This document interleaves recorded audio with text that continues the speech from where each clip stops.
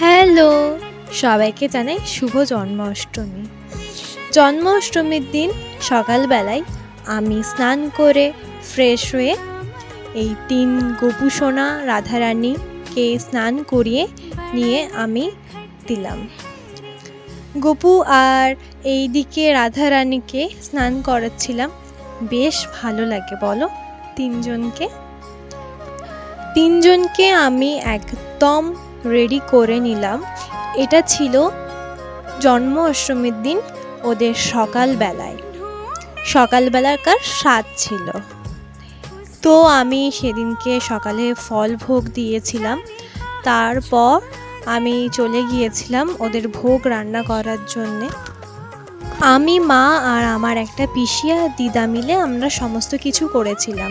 ভোগে ছিল ভাজা আর খিচুড়ি, একটা তরকারি আর মিষ্টি আর দই। খুবই সামান্য কিছু করেছিলাম। তারপর আমি বিকেলবেলাতে তিনজনকে আবার সুন্দর করে রেডি করে নিলাম। ফার্স্টে আমার ওই ছোট্ট গোপু সোনাকে রেডি করলাম, তারপর আমি রাধা রানীকে রেডি করে নিলাম। এই যে আমার পুচকু গোপু সোনা, কেমন লাগছে? আমি ওদের জন্য রাত্রেবেলাতে ভোগ রেডি করছিলাম, মানে সাজিয়ে নিয়েছিলাম। অনেক কিছুই হয়েছিল। পরপর আমি একে একে সমস্ত কিছু সাজিয়ে ওদের জন্য আমি একটা কেক এনেছিলাম। ওদের বার্থডে বলে কথা, কেক না হলে চলে? তো তারপর আমি আরতি করে নিলাম।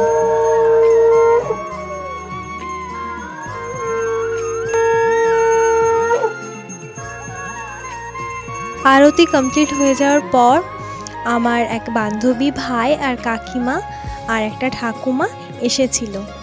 আর এর সাথে তো আমি খুনসুটি করতেই থাকি। দেন কেক কেটে 2 গোপু সোনা এবং রাধারানীকে আমি একটু খাইয়ে দিলাম। খুবই সামান্য কিছু আয়োজন করেছিলাম। যাই হোক, তোমাদের ভিডিওটা কেমন লাগলো জানিও। দেখা হচ্ছে নেক্সট ভিডিওটা। টাটা।